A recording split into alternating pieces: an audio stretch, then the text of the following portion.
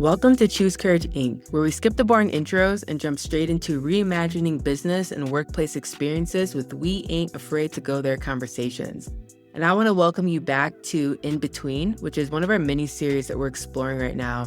And we're unpacking the stories, the decisions, and the soul work that doesn't always make the highlight reels. So this is a space where we celebrate the unglamorous moments, the quiet breakthroughs, and the truths that live between success and survival. And so today's episode is titled, You Don't Need to Build an Empire, You Just Need to Build a Light. Because if we're being honest, sometimes when people leave the 9-to-5 world to pursue entrepreneurship, they unknowingly recreate the very cages that they tried to escape. Hustle, urgency, performative growth, it all sneaks back in under the guise of success. But what if entrepreneurship is supposed to be a path to freedom, not a shinier version of burnout? And so in this conversation, we get real about the decisions, both small and large, that return us to peace, to presence, and to purpose. We talk about what we've chosen to keep small, what we're letting go of, and what's actually expanding our joy, because that's what it's about, right? We share stories of healing, laughter, grief, nourishment, and the rebellion of choosing a wildly ordinary life over empire building. So whether you're a founder, a freelancer, an aspiring entrepreneur, or just someone trying to figure out what a good life looks like on your terms, we hope that this conversation meets you where you are and gives you permission to build with more soul and less spectacle. Let's get into it.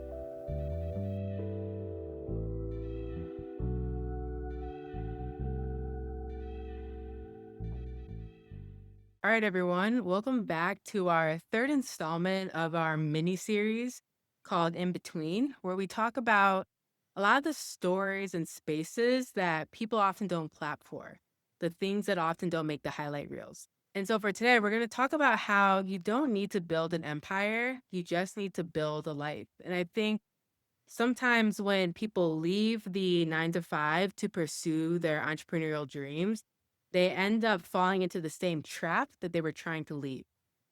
And the whole, in my opinion, and I know in Vincent's opinion, the whole point of entrepreneurship is to allow you the freedom to build the life that you want in a way that you didn't have the permission or freedom to when you were in corporate and in your 9-to-5. And so we're gonna skip the small talk, or we're just gonna jump right into some of the topics we want to work through for today. And Vincent, I love it if maybe you could kick us off. And we're gonna start with this question around, I guess I'm just curious, like, what's maybe the smallest decision you've made that had the biggest impact on your piece? Because I think that's an important thing to talk about if we're going to talk about building a life and not just building a business. Absolutely. I think that this is a really important topic for us to be discussing now. And for me, the smallest decision that had the biggest impact on my piece, I would say, had to be when I stopped trying to prove people wrong. So for me, growing up in Overtown, which is a predominantly Black neighborhood in Miami, Florida, and also one of the most dangerous in the city, I constantly felt like I had to justify my presence in spaces where people didn't think that I belonged based on where I grew up. Mm. And that survival instinct followed me everywhere. So when I walked onto the grounds of an Ivy League institution where I would spend the next 4 years learning design, or joining the board of a national design organization, or sitting across from high profile clients at just 24 years old, I was exhausting myself trying to prove my worth to people who had already made up their minds. But what Mm. I didn't realize at the time was that I was living in a constant state of internal chaos. My peace was completely dependent on other people's acceptance. And that pattern didn't stop when I became a founder. Instead, it just got worse. As a Black founder, representing less than 5% of tech founders, there's this unspoken expectation that I have to prove my worth just to be in the room with investors. And I found myself obsessing over perfecting my pitch decks because I had to be twice as good, or second guessing every word I said because many might think I can't articulate my thoughts clearly. And so my nervous system was acting like I was under attack regularly. And then one day, after another day of feeling an immense pressure to perform, I had this really profound moment of clarity, actually. And I said to Mm. myself, you know what? And myself said, no. What, Vincent? I said, I you said to know, myself, myself self, said, myself said, what you got? And I responded and said, you know what? You out here just giving away your power. You know, mm, every time I tried to prove someone wrong, I was letting their limited perspective dictate not just my energy, but my entire emotional state. And I realized that I was performing for people who might not ever get it. All the while, my full, clear, authentic self was tucked away in the shadows, only to be allowed to come out when it felt safe or was summoned. Now, this, of course, was impacted any work that I did or impacting any work that I did because I wasn't really showing up, especially when it came to serving and leading others. So that's when I made a conscious choice to reclaim my peace. So instead of starting each day preparing for battle, I start each day with gratitude, you know, instead of crafting responses to defend myself, I craft intentions for the day. Like the best way to connect with my team or small business owners. And when that anxious voice will say, you need to prove yourself to be here, I'd redirect it to how can I show up today that's an extension of my values? hmm. And that shift changed everything. Meetings are now collaborative conversations instead of defensive performances. Rejections are redirections, and setbacks are data points, not indictments. And so for me, operating from a place of peace refines my decision making abilities, altering their place of origin. So instead of making decisions from a place of wounds, they're made from a place of wonder about what's possible because I'm choosing to actively contribute to the world today. Yeah, I want to highlight a couple things that you talked about in hopes that it'll set someone free who's listening to this today. One of the things that you mentioned was about how setbacks became data points and not indictments. And I think a lot of us, whether it's because of work, whether it's because of upbringing, when we tell ourselves that we have fallen short, or when we tell ourselves that we've dropped the ball, we can be just as harsh to ourselves as we are to other people who didn't keep their word or who disappointed us. And then in doing so, I've met a lot of people where they have this growing stack of indictments, self indictments on themselves, and it has prevented them from actually seeing what's possible and looking past the ways that they have fallen short to still see what's possible. So, that mindset switch that you highlighted is so important. Like, how do you create a little more distance between what happened and who you are? How do you not internalize that so that you don't continue limiting yourself from these self-imposed indictments? So I want to highlight that because I think that's so important. And the other thing I want to highlight is peace is a choice. Yes. Like when I'm hearing you talk, you're talking about how you chose to do this instead, or you decided to acknowledge this instead, or pivot over here instead. And I think sometimes the way that we could talk about peace, it's this passive experience. Peace kind of meets me because I'm in a bubble bath or I'm like feeling quote unquote calm. But peace is actually more of like a verb. It's something that you need to act on in order to experience. And I just really appreciate that distinction. It may feel subtle, but it's actually a really big one. Yeah. And also for me, peace isn't just a personal comfort.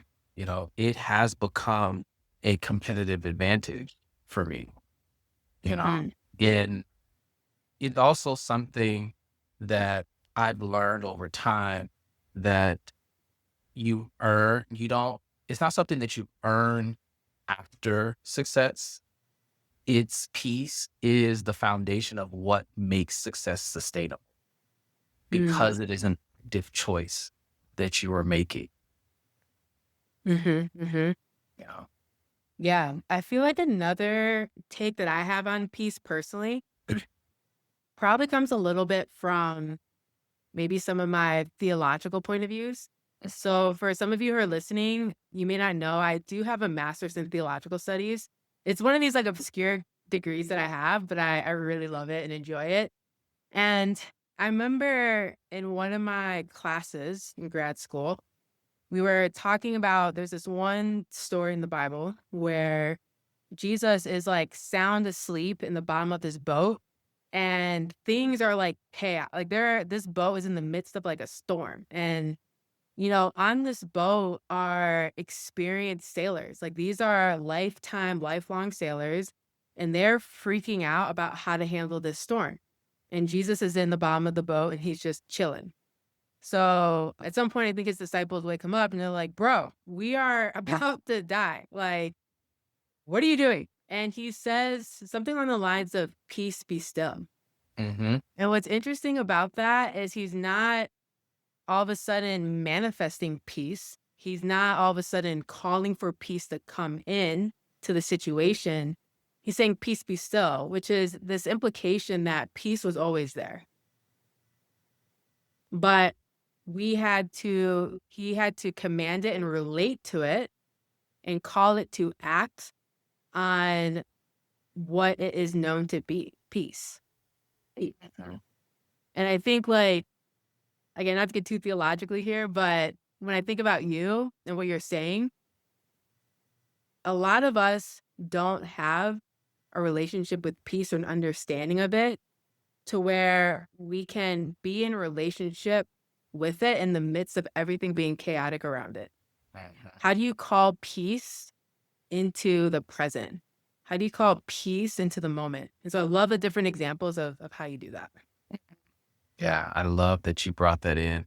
That's a really powerful story in the Bible, and one that I resonate with very much so, because to your point, I want to just underscore it because I think it is something worth underscoring, and that is peace does not only exist when you summon it. Mm, Peace is always in the midst. It's just a matter of you recognizing and mm. deciding to acknowledge it and to grab a hold of it despite what's going on around you or even inside of Yeah. Yeah, that part. Yeah, when I think about what's a small decision I've made that has had one of the biggest impacts on my peace, I would say what comes to mind is choosing to stop over explaining. you. Mm, Now, a lot of this is a childhood thing. I grew up in a household where emotions weren't met, they were managed. mm, And also, too, I think this is why corporate can kind of bring up some of these things where your emotions are rarely met in corporate, they're managed. We're told to manage them, right?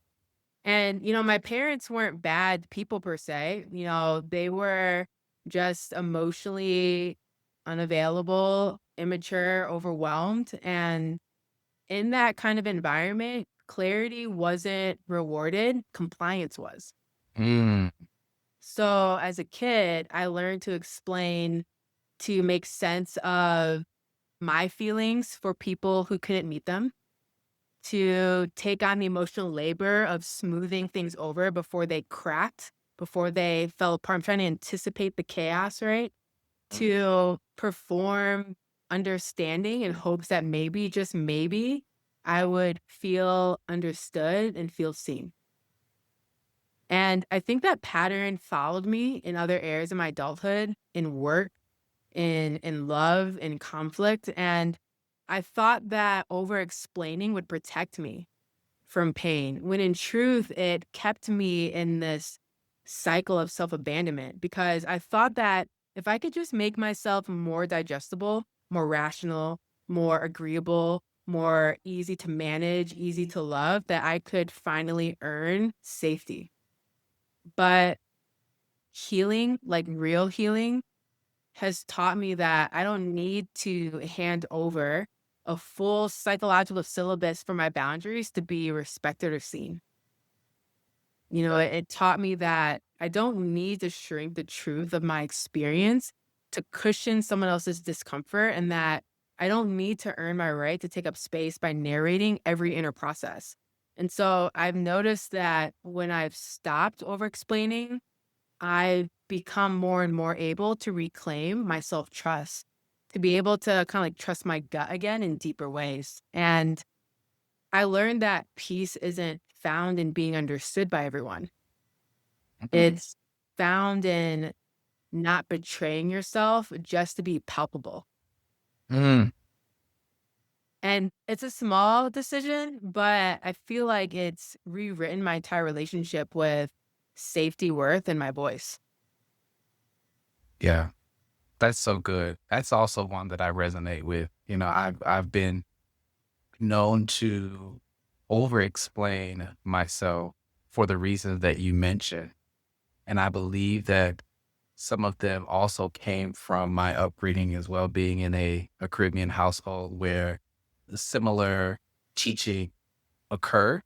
And again, going back to the value of self preservation and peace, that using more words or using more examples to justify my existence or my statement, or like you said, your boundaries, was this very subtle way of really sort of degrading myself in a way over time, where I become less recognizable to myself because of this need to constantly have to overshare to other people to combat something that I think is going on in their minds, Mm. or something that they might have said that put me in a defense mode where I feel like now I have to share with you my whole entire resume just to answer a simple question. Yeah. Yeah. Yeah. Yeah. And I think the through line here that I'm hearing in both of our answers is one of intentionality. And how do you be intentional in the small things, whether that's choices or decisions or thoughts, what have you? And so I kind of want to stay in this same arena. I'm curious if maybe you could share, what have you intentionally chosen to keep small in your life or business? And how has that expanded your joy? Because this Mhm. is all about increasing our capacity for joy, not Yes. for our ability to endure. Yeah, absolutely. One of the things that touches both my personal life and professional life is that I've intentionally chosen to keep my circle small. I feel that. And and right? And that decision has brought me more peace, more clarity, and more joy than just about anything else. Mm. Because here's the thing, people be out here peopling. Yeah. Trifling.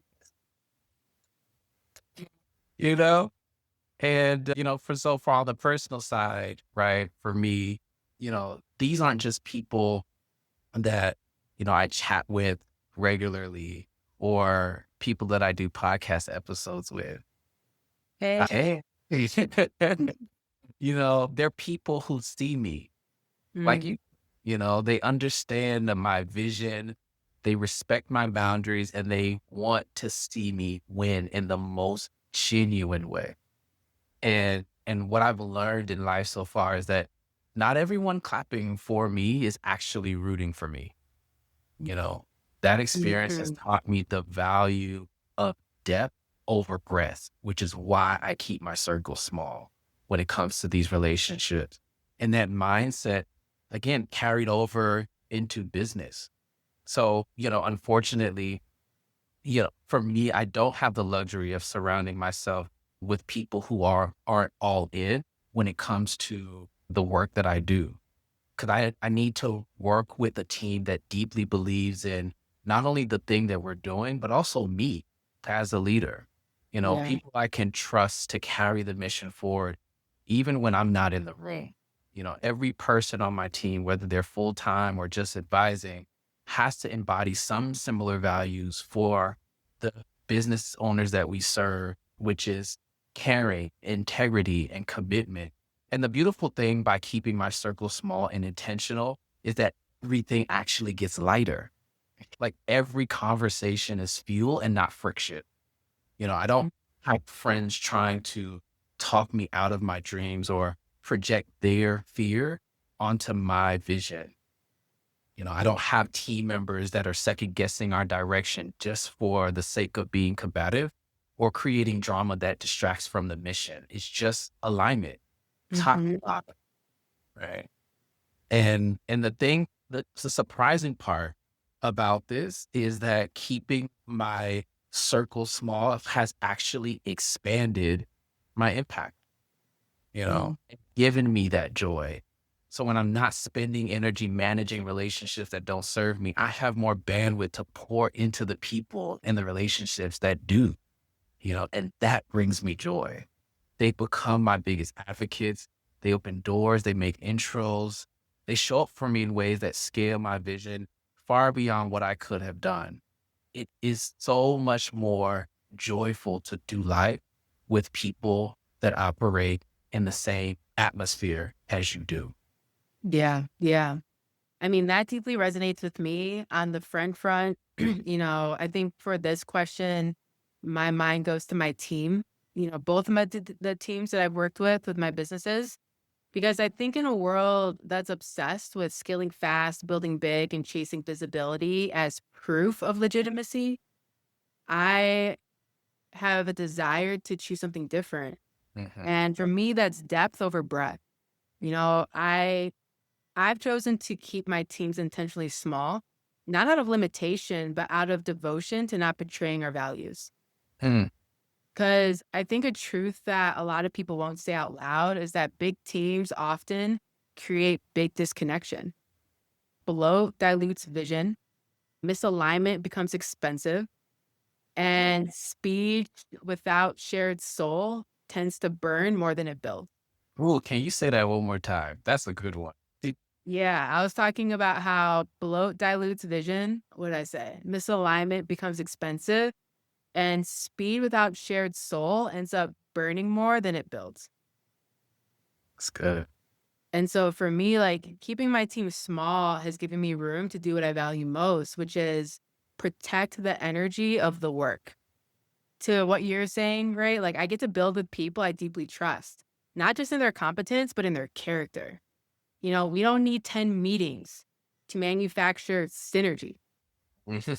Like we can co-create from clarity, care, and from a shared pace and purpose. And because we're small, we're able to be nimble. We're able to pivot without panic.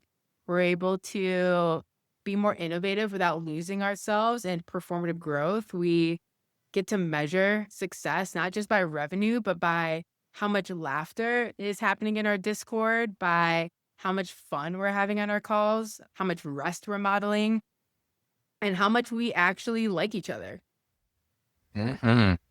And so, like for me, keeping my team small has expanded my joy because it's reminded me that sustainability can be a spiritual practice. When I talk about spirituality, I'm talking about the things that give you meaning and purpose.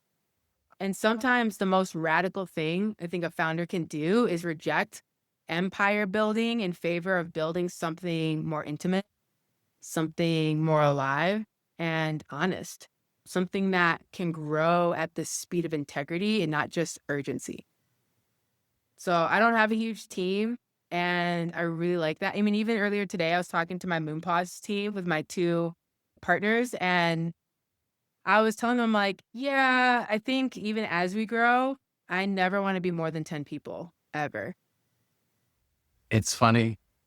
It's funny because I said something very similar recently to my team as well. Yeah, as we grow, I Yep. don't expect our team to be more than 10 people because of much of what you said regarding, establishing a particular kind of culture as at the foundation and keeping Mhm. that consistent with the people who are a part of, the company, the team now, and as we scale, but prioritizing really solid, capable individuals versus the standard or the norm that tends to find itself in, corporate culture, which is to justify your significance, you have to demonstrate it by having this massive team of people, right? Where when that happens, for me, I've actually seen founders burn out trying to manage so many personalities and so many surface level relationships. Mhm. And that's not a story that I want to subscribe to. Mhm. Exactly. And in order to do that, you have to get clear on what enough is and what enough looks like and feels like for you, right? And I think a lot of people, when they go into startup founder mode, they're like, enough is $500 million, but whatever. And it's like, and that's fine, not to knock people where that's their goal, because good on you. But I think a lot of people don't even realize that they're not choosing that for themselves. They're just kind of going with the flow of what has been told success should look like, what has been told a founder should aim for. And I think to your point, like, I think that's why a lot of founders end up not feeling alive and they end up feeling dead on the inside. Something I've been thinking about in terms of choosing feeling and being alive over achievement and that tension is been kind of thinking through what's been making me feel alive more these days, even if it doesn't make me money or grow my quote unquote brand. And for me, it's been super simple. It's been food, sleep, and just taking care of myself. Like, for those of you who don't know, I moved to Mexico long term, forever, no desire plan to ever go back to the States. I am a legal resident of Mexico. And Love food, it. man, just eating food that's not designed to kill me or keep me sick. Like, I feel the difference, even just after being here for like 2 months in my body, from the freshness of the food I'm able to eat and more intentionally, like, put in my body. I feel just more alive as I'm trying to focus more on taking care of myself, which for me has been sleep. It's also been strength training and just building muscle. I've lost a lot of weight over the last year and a half, and I'm also just, okay, how do I like rebuild kind of like my strength and some of the muscle that I want within my body? And just learning how to be kinder to myself through that has helped me to feel and be more alive. And yeah, it's been really good. I love it. I love the decision that you made for yourself to move to Mexico. I love it. I am a Mm. huge fan. Same, same, I'm same. a huge fan. I think for me also too, just kind of piggybacking off of what you just shared, what makes me also feel most alive right now, regardless of your money or my brand growth, has also a connection to food, but it's food with also good people, sharing a good meal with good people. Mm. For me, it could be a longtime friend, could be a future customer, even a new connection that I just met at an event, or there's just something about sitting across from the table from someone and breaking bread and just being present that brings me back to what really matters. You know?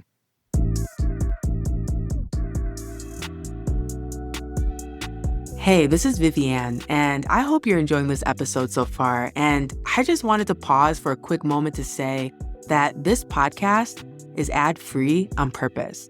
And we want to keep it that way so that it feels like a space that's just for us and just a little bit more divorced from noise on what we should buy and what we should consume. And so the best way to help us do that is by sharing it with someone you think would really connect with it, someone who you think would feel encouraged or get something out of this episode, or by leaving an honest review, because it helps more folks find us. And honestly, it could be the exact thing someone else needed to hear today, just because you took a moment to spread the word. So thanks for being here. I appreciate you, and let's get back to it. Yeah. And it's funny too, kind of being surprised, right, by these like wildly ordinary things, food, talking to people, connection. Yeah, I'm wondering kind of like what comes up for you in terms of, Yeah, like, have you ever surprised yourself by just finding deep contentment in something wildly ordinary? I have actually. That's it. I laugh when I think about it.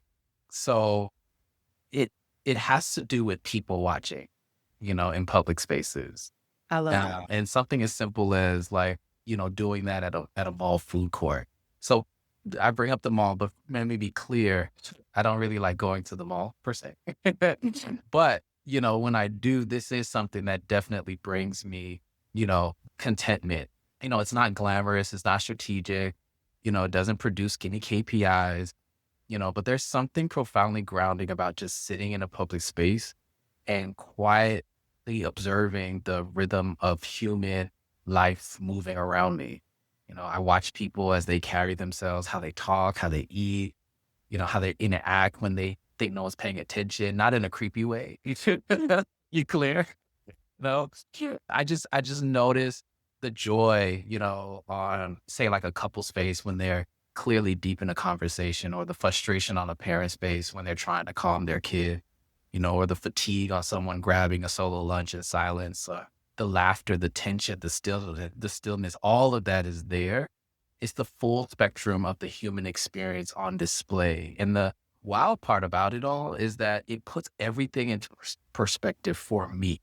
It reminds me that I'm not the only one carrying something, that Mm, everyone that is around me in this food court is living a life as complex, as layered as mine, and that awareness pulls me out of my own head because I tend to just stay in there. And it mhm, softens the way that I move through the world. And it also shapes how I build. When I watch people simply be, it reinforces the responsibility that I have as a founder and as a leader. I'm not just building, a tech product or a tech company. I'm building for people, mm, real humans with real lives. And it reminds me to create with empathy, to anticipate friction, and to design in a way that honors the full range of experience and not just the ideal use case. mhm, It's mhm, one of the most ordinary things in the world, but it gives me a deep sense of connection to people. And it grounds me, it humbles me, it reminds me that I'm not alone, and that quiet realization that we're all just trying to figure it out is one of the most comforting and unexpectedly beautiful forms of contentment that I found thus far. mm. I love that. And I hope for folks for listening that you're just taking a moment to pause and ask yourself, when was the last time I found contentment in something wildly ordinary? Mm, And for me, that's a good mechanism to understand two things. One, how am I healing? I think when you are distracted from healing, when you are a lot farther from your more healed version of yourself, it's easier to get caught up in the noise and the chaos of everything around you, to look at something that's simple and not meet it with gratitude or wonder. And life is short, y'all. So for me, it's that, but it's also a signal of how am I enjoying this life that I'm building? Like enjoying life is more than just, oh, I was able to get this house that I wanted. I'm able to take more time off. It's like, what do you experience and what do you connect with in that space and in those moments? So for me, it's been walking, mm, like, and not walking to multitask or squeeze in steps before a meeting, not walking to get somewhere faster or to listen to a podcast that makes me feel productive, just walking, like mm, real walking, like the kind that doesn't ask anything of me, but just to be present. Since moving to Mexico, I don't have a car. And I think also the culture just moves at the speed of breath. And I've just have found myself a lot more, um, intentional with walking. And to my surprise, I feel like I've fallen in love with the way walking has reshaped not just my pace of life, but my perspective. Because similar to you on the people creeping side, like when you walk, you notice. Like I'm noticing the trees and what's blooming. I'm noticing my thoughts as they settle. Like I'm noticing how much I've been rushing through my life under this illusion that the extraordinary is somewhere over there. Mm. But walking, I was just thinking about this morning because I dropped my dog off at his doggy daycare and then I walked back home. And walking has just taught me that contentment isn't found in the big next thing. It's hidden in the sidewalks. It's hidden in the side streets, the slow mornings, the impromptu hellos and good mornings with strangers that I'm passing by. And it's wildly ordinary. And I just want more wildly ordinary. I don't need to freaking hear about AI and how extraordinary it can make us and things. I want wildly ordinary experiences. Yeah. I just want to sit in the magic of that. Like simple, human, sacred, wildly ordinary experiences, I think is starting to become my rebellion against urgency, and it's helping Mhm. me to return more to joy. Yeah, I love that because what is it all for if you're not able to have these experiences in the wildly ordinary? You What are we know, doing?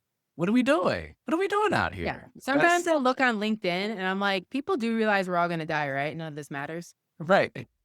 That part. Like, Like do that's I need to real. hear about how the the democratization of research again? Mhm. No. Go outside. Do I need to hear another thing about how Gen AI is bad at that shallow depth of a take? No. What I would like to hear more is like, how are people connecting with themselves in ways that aren't making their shareholders happy? Right. Right. And also connecting with other people. I think that as wildly strange and unfortunate for many as COVID was, that it underscored what you just shared, which is at some point we're all going to die, which is not a surprise. It shouldn't be a surprise to anyone. But at the same time, how precious life really is, Mhm. right? And how uncertain the day to day can be, and not to sound all doom and gloom, but it's to just highlight the fact that it requires us to really look at what is important and what is significant and what does bring us joy, and putting Yeah, energy towards that, that right? part. Yeah, my best friend since middle school, healthiest person I know, vegan doctor, she specialized working with people who are, terminally ill, super healthy, all these things. And in 2022, she passed away unexpectedly in her sleep. And that is like, that's jarring, right? Like, technically, she's doing all these right things. I don't know if you have people like this in your life, but this is that one friend who no one in the world has anything to say against them. Like, they're just Mm. hi. They're just like, there's no one has beef with this person. If Mhm. they do, it's because like they're the problem, right? Like I know there's people out there who don't like me. It is what it is. But like this is like the one friend who was just like light, right? And Yeah. passed away unexpectedly in her sleep. And for me, her passing was yet another reminder of I don't want to waste this life. I don't want to take it for granted. And I want to be even more intentional in building a life that nourishes me. Yeah. I don't want to just endure life. I want to flourish in it. I want to feel nurtured by it, right? Mhm. And I think a lot of times we can equate that to what is showing up on my resume. Mhm. What is showing up in a client testimonial that's showing things are good and like life is going right. But I'm wondering what kinda, like, comes up for you as you're hearing me kinda, like, talk about this. What's something that maybe would never show up on a resume or a client testimonial, but it's a signal that you're doing life right? Yeah. For me, that looks like leaving people better than I found them. Mm, It's not about, to your point, it's not about the accolade, the metrics, or the achievements that one will see on my LinkedIn profile or even my resume, but it's about presence. It's about how people feel after they've encountered. mm, Did I make them feel seen, heard, safer? That for me is the real scoreboard that I'm doing life right. And the thing mm, is, you won't really find that in a client testimonial. You know, there's no bullet point that will say on my resume that I made a stranger at the airport feel safe enough to share a childhood trauma, or created a conversation that helped someone finally feel like they weren't crazy for what they're going through. And mind you, I've had people, as I was growing up, strangers come up to me and share with me life stories that they would share and say, I'd not shared this with many people. Right. And mhm, I thought that was strange, you know, many years ago when it was happening in my teenage years. But as I've gotten older, I've seen the value in that. And I've seen that the catalyst that is creating that is because I've learned over time that people feel safe when in my presence. mm, And to me, that is proof that I'm doing life right, because it happens in the quiet moments, in the way that someone leans in a little closer during a conversation, in the way their tone shifts from being guarded to now being more open, mhm, and mhm, the unexplained text and voice notes that follow up that say, "Hey, I've been thinking about what we talked about," or something that happened most recently from a conversation. Someone said, "I'm still buzzing from our conversation that we had." mm, Those for me are signals that not of success in the traditional sense, but of significance. mm. That's what I want to live life doing, is being more significant. Creating a sense of safety. It just doesn't happen. It's a practice, you know. Yeah. It's me listening without an agenda. It's asking questions without interrogating. It's just letting people be messy. So without trying to rush or fix or judge. It's just simply holding a space for someone without needing to fill it. You know. Mhm. Yeah. And so when someone feels safe enough to tell me something they haven't told anyone else, that's sacred to me. That's when I know that, yeah, Vincent, you're doing something right. Hey, you're doing life right. You're not just building, again, you're not just building a tech company. You're not just chasing a goal, but you're showing up in a way that actually matters. Yeah. That part. Yeah. That part. Yeah. I think it's what I appreciate about that answer too is when you're thinking about what is proof or evidence I'm doing life right, you're anchoring it in relationship to others. Yep. And I think a lot of people have been conditioned to anchor in their relationship to their resume Mm, or what other people say about them mm, in an unhealthy way. So I love this. I love it. yes. Yeah, for me, I'll give a little more personal answer in terms of what are what's something that I know will never show up on a resume or testimonial, but feels like to me evidence that I'm doing life right is I have weekly check-ins with my partner. Yeah. Dating someone newer, but still like there's this level of intentionality that I just know that a younger, less healed version of myself would look at this and look at it with like wonder and curiosity. Mm, So every week, it is literally on my calendar. It's on Fridays, and we call it team time because we're a team. mm-hmm. And every week, we carve out just intentional space, not to pitch or produce or perform, but just to like see each other. And we talk about how we're really doing. And again, even if we've talked earlier the day or the day before, it is a space with intention. Yeah. We talk about how we're really doing. We celebrate the small wins. We name the hard truths. We hold each other accountable to the kind of people we're becoming, not just the goals that we're chasing. Are we aware of our goals? For sure. We've talked about goals in terms of career. What are our spiritual goals, our social goals, our physical, mental? Like we talk about all that, but it's more so around recognizing and honoring the people that we were created to be. Mhm. We dream out loud, boldly, unapologetically, even when some of the ideas we're throwing around might be described as unrealistic by the rest of the world. Mhm. But these team meetings, as we call them, wouldn't make it onto a resume. They're not revenue generating. There's no KPI. We're Yeah. not even like keeping track of, oh, how we been doing in our meetings and like assessing and like creating like a Yeah. PIP plan for whatever, right? No, but for me, they're just some of the clearest evidence that I'm doing life right now. Because in those moments, I'm not building a life that's only impressive on paper. I'm building a life that feels nourishing in practice, Yeah. a life where mutual care is a priority, not a luxury, where we don't just check tasks, but we check in on like the person, like the heart, like who we are, how we're doing. It's a discipline to be in that depth and level of care. Mm. And discipline, don't get it twisted, is freedom.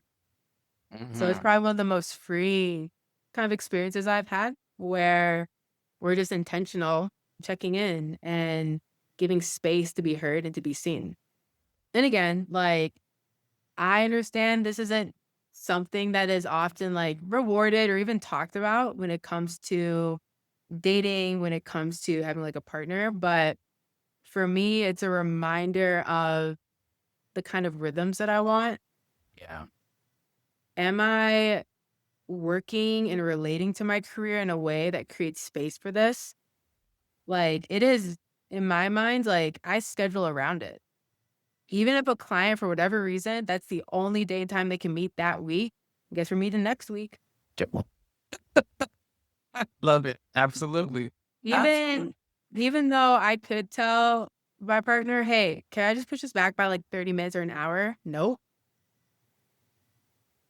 everything rotates around it. Yeah. But I don't just honor that with my partner, I honor that with, like, my friends too.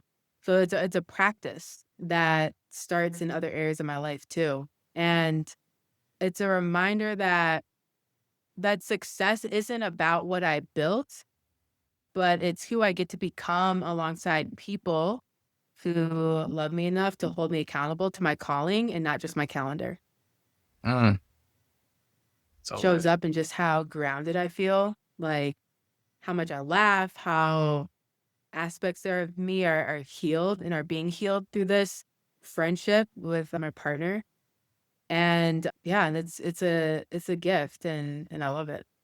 I love that for you. And that's another thing that we definitely share. I mean, for people listening, they were hopefully putting two and two together. There are a lot of commonalities that we have, which is why we're friends. And while Yeah. we're doing this is another one. For me also too, there's a day that I put on the calendar that for my wife and I, that is our day, and similar to you, it has to be something really, really significant and also something that, her and I both agree that it's worth me, taking some time away and pursuing. But that's very rare, very, very rare. This day is reserved for us, and everything scheduled, it gets scheduled around it, really doesn't matter, and that's important to me because, it's establishing a foundation for us in our household that is important, that is key, that is greater than anything that I might be building or working on. But to your point as well, it also creates a discipline that gets translated over even to friendships and to how I operate in that space as well. And by me being able to freely make that choice is also an indicator. that, I'm living life in alignment because I'm Mm, prioritizing the things that are actually important and that mm, matter to me. yes. There's a deeper lesson here that I want to tease out. And that is, it's the foundation of friendship that gets you through the hard times. It's the foundation of friendship that you have with your partner that gets you through the hard times. Yes. It's the foundation of friendship you have with yourself that gets you through the hard times. It's Yes. the foundation of friendship you have with your friends in your circle that get you through the hard times. It's not the trips that you took. It's not the warm, fuzzy feelings. Like when things like really get hard, whether it's Mhm. with yourself, whether it's within your relationship, romantic or platonic, it's that foundation of friendship that's everything. Yep. And in order for you to have a solid foundation of friendship, you have to also be a good freaking friend, which Yes. means you need to also work on the ways where you are maybe more selfish, maybe the temptation you have to talk over someone, even the ways where we can talk over ourselves and be, rude and not as kind and not as warm to ourselves. Yeah. So there's a holistic aspect to this that regardless if you're in a relationship with someone, you're in a relationship with yourself, your relationship with friends, there are people in your life. And it's about the journey of how am I becoming more of the person that I know I can be and was created to be so that I can have healthier connection, a healthier, deeper impact on people who get to experience me, including myself. That's it. Mic drop. That's it. That was your clapping moment if you're listening to this and you're wondering. Yeah. Right? That was that moment where you press pause on the podcast and just sit with it for just a minute. Man. Yeah. But no, for real. Like, I think a lot of people are missing out on the beauty of friendship because even just at the basic level, they don't have a good friendship with themselves. Mhm. And that foundation is everything. That helps you to not betray yourself. Yeah, there's a lot there. There's a lot there. Anyways, I know you and I could talk for forever, ever, and ever, ever. So I'm gonna wrap us up. I'm curious, like, if someone is listening to this and they're Mhm. afraid to step off the hamster wheel of more, of keep going, of I need to endure. What's one risky real world step they could try this week? What's something that you would counsel them on to do? Yeah. Well, first, I would say before I even give that practical note, I will say to that person, first of all, you're not weak or broken for even feeling that way, right? That you can't get off the hamster wheel or that you're afraid because chances are the reason why you might be afraid of stepping off the wheel of more is that the stakes are high, you know? And oftentimes we're afraid to slow down and step back because we're terrified it'll cost us something big. Our reputation, momentum, financial security, a relationship, or even identity. And that Mm. fear is very real. And I get it, you know, but something that is practical and a little risky that, you who are listening can try this week is to find one area in your life where the stakes are low, where stepping back won't collapse your world and experiment there. And so what I mean by that specifically is that maybe it's not answering emails after 7 p.m. Right. Or maybe it's canceling a non-essential meeting and using that time to reflect, rest, and reconnect. Maybe it's saying no to something small that you normally say yes to in a heartbeat, out of obligation, out of a relationship tie that you have with that person. And then after you do that, then ask yourself, did the worst possible thing happen? Did your world fall apart? Did people just stop respecting you? Did everything you built unravel? Did I die? Did I die? But did you die? Right?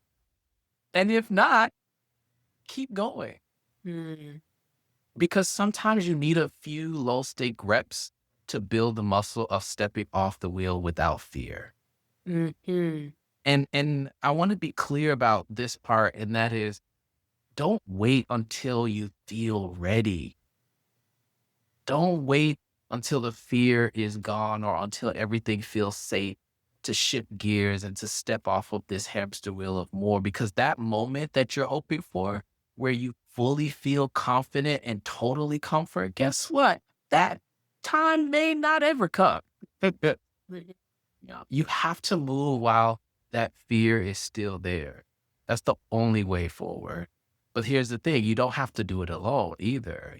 I would suggest that as you make those steps, that you enroll people that you trust in the process. Tell a friend, a mentor, a partner, hey, I'm trying something a little different this week. It's small, but it feels scary to me. And can you just check in with me? Let someone witness your courage, even if it's quiet.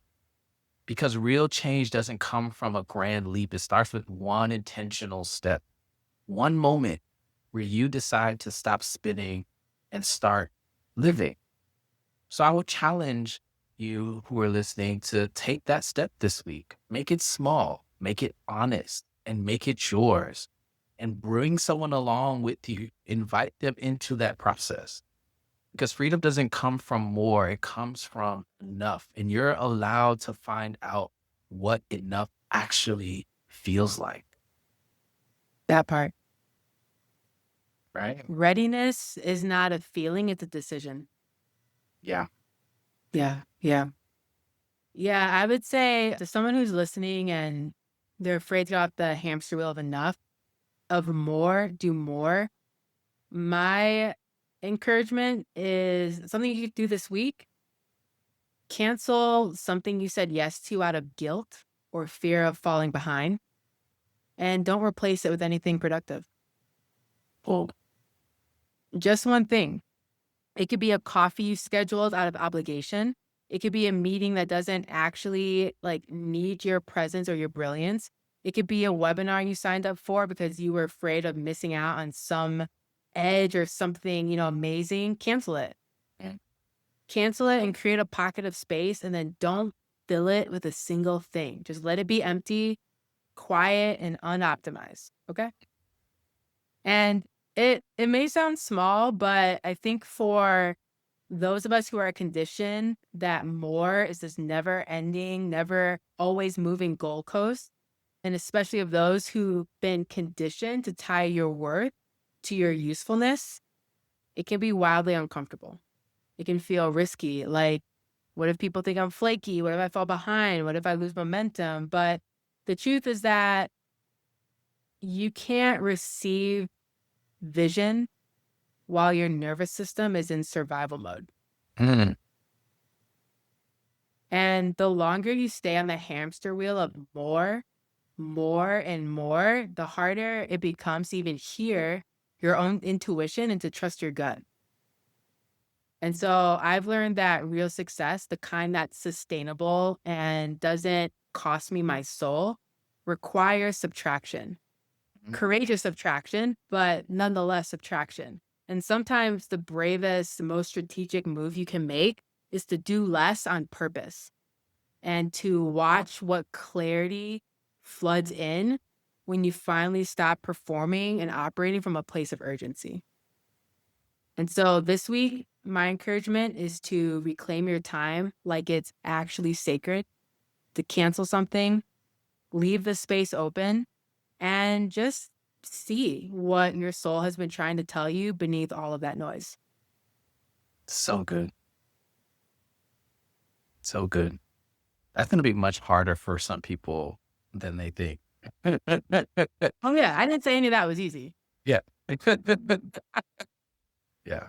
But often the things that allow us to experience peace, to experience a greater sense of freedom, to do the things that we've been putting off, require us to choose courage over comfort. That's it. Thanks for hanging out with us and diving into some of these real and unfiltered conversations. We know your time is valuable, and so we don't take it for granted. If today's episode made you think, if it challenged you, or gave you something new to consider, we'd love for you to hit that follow button on whatever streaming service you're using. That way, you'll never miss an episode when we drop them. And if you want to go even deeper, sign up for our newsletter at choosecourageinc.com, and you'll get updates on new episodes, access to exclusive freebies, and first dibs on coaching opportunities and other resources to help you make bold moves in your life and business. So we appreciate you, we see you, and we're rooting for you. Until next time, keep choosing courage over comfort, and a friendly reminder to drink some water.